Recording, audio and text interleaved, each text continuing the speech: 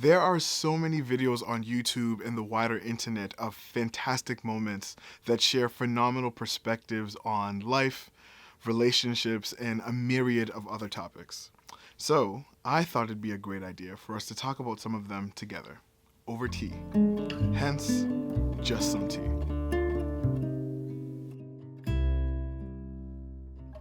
So, the first clip we'll be looking at in this series is an excerpt from A Dialogue, which was a filmed conversation between poet and activist Nikki Giovanni and author and activist James Baldwin in 1971 on an acclaimed program called Soul.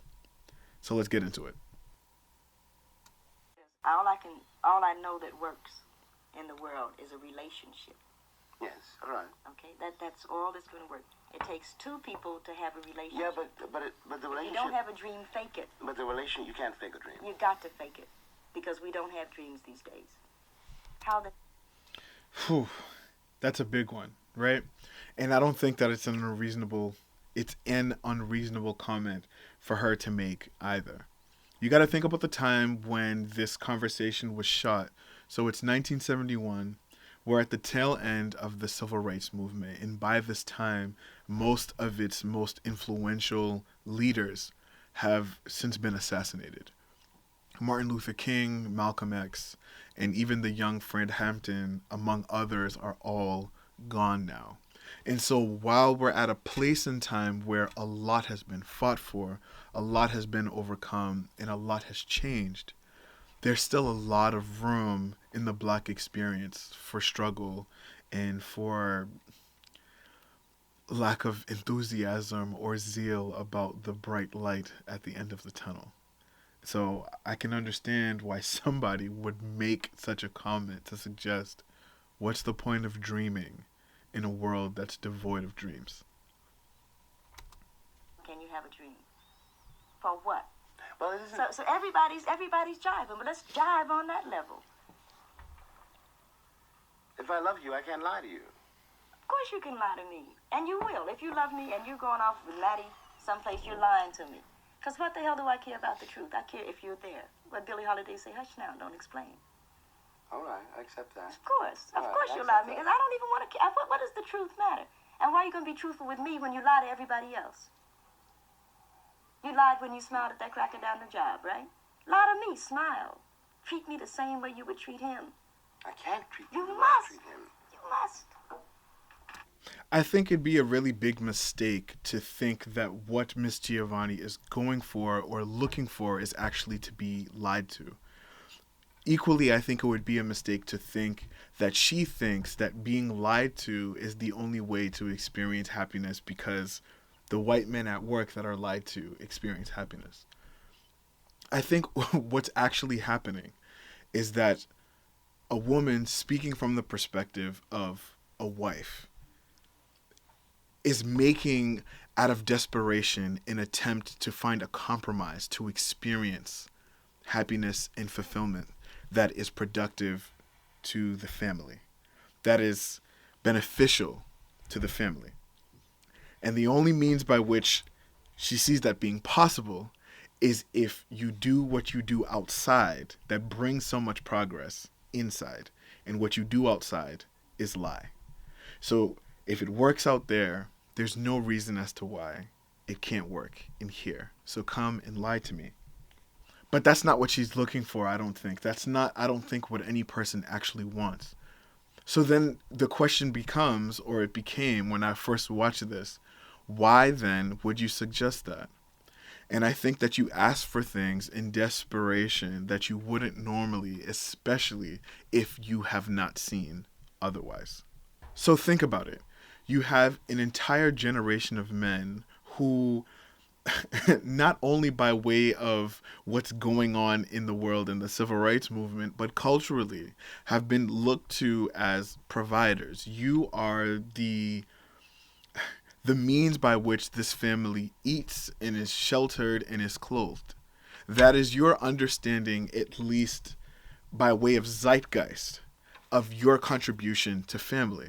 And so what that means in a lot of cases is work, is providing with money. And so there isn't a lot of context or a lot of training or practice in the realm of being a man outside of the confines of providing, monetarily speaking, fiscally speaking. So the kind of man that she's talking about, and if you watch the full clip, you would actually see that she goes into that, and quite beautifully too. But the kind of man that she's talking about is a man who is able to not only be able to go to work and do what he has to do there, but to be able to come home and do what he has to do here. And part of the duties of a man, of a husband, are to love his wife and to care for his children, to guide his children. And if what you're doing outside is keeping you from doing that, there's a grave mistake that you're making. But as opposed to putting further weight on you, as opposed to further chastising you in the way that the world does, I'll compromise. I won't even ask you to give me better than what you have been given, than what you have given me, which is the least of you. I'll ask you to lie. Lie to me instead, because then at the very least, I can experience the best parts of you that those who don't even give a damn about you get to experience. I think the point here is not that lying is the best way to experiencing a dream that you think would otherwise be unattainable. I think the point is that this is what happens when somebody who does not think that it's possible to get the things that they want otherwise is willing to make compromise simply because what ultimately really matters is the end that they desire. And in this case, it's a happy family and a happy household, a healthy household. You lied when you smiled at that cracker down the job, right? Lie to me, smile. Treat me the same way you would treat him. I can't treat You the way I must. treat him. So earlier, Baldwin made the comment, I cannot lie to you if I love you. Or rather, if I love you, I would not lie to you.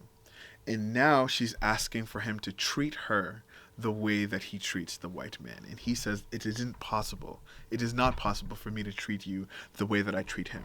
Why not? So imagine you're in an environment where you as a person, as an individual, are not acknowledged or actualized in any real way. You're only really a means to a company's ends. And now this isn't even specific or exclusive to the black experience. This is just kind of what it feels like to work in capitalistic America. But you're going to a job where your participation in your gleeful participation has a great effect on whether or not you're bringing home a check at the end of the week. And so it would implore you to do whatever you needed to do to stay on the good side of all of those in charge. And in this case, that's boss man. That's the white man. And so a lot of lying has to be done. A lot of masking has to be done. So you're at this place of work all day. You're spending there between 8 to 12 hours, depending on what it is that you do for work.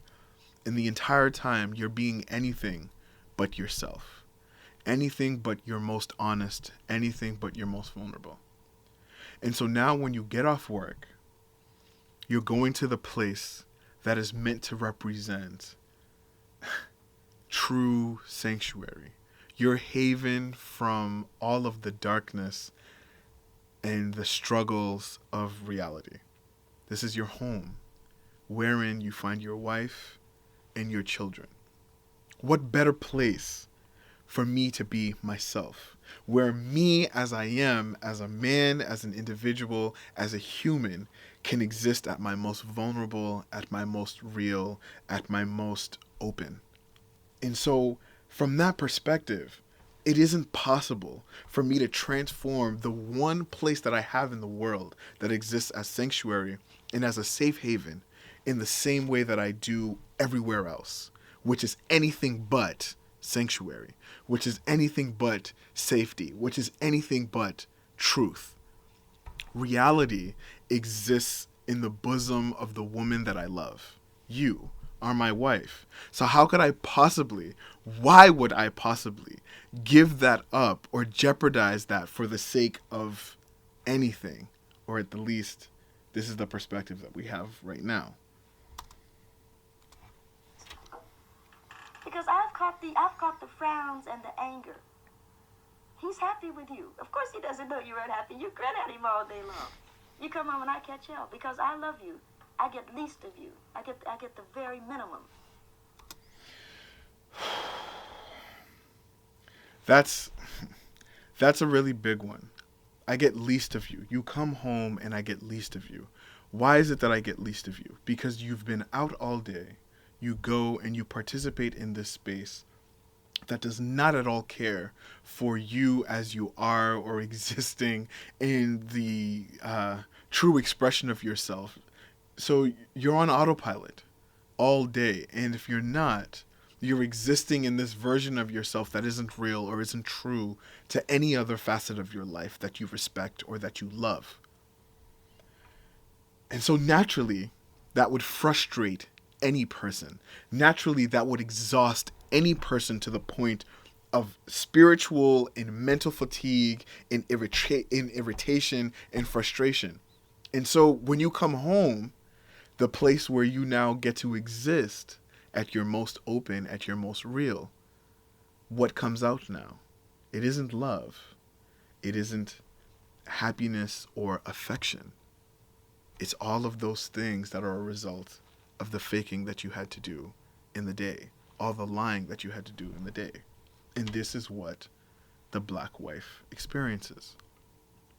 Hence her cry out now to say, lie to me then instead. If this is the part of you that I'm going to get because of all the battering that you get at work, come home and lie to me the same that you do there. And I'm saying, fake it with me. Is that too much of the black woman to ask of the black man? For 10 years, so that we can get a child on his feet that says, yeah, father smiled at mother. He talked to me about school today. Who cares that you can read or can't read? Most Americans can't read. Most people can't read. So that's the end of our clip. The wider conversation is a lot more colorful and has a lot more things into it, but this minute and a half excerpt was what I really wanted to talk about. And in the end, my perspective is this. Humanity is a very complicated thing, far more so than we generally realize or acknowledge.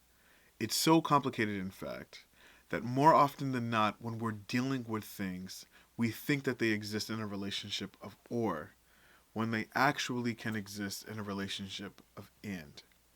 But it's the black and white prisms that we see the world through that limit us in our capabilities, when it's not true of the reality.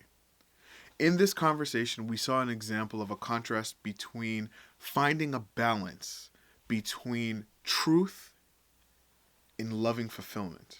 When the answer to this is to understand that there is more to any situation than just what is most impressionably available, what is most obviously available.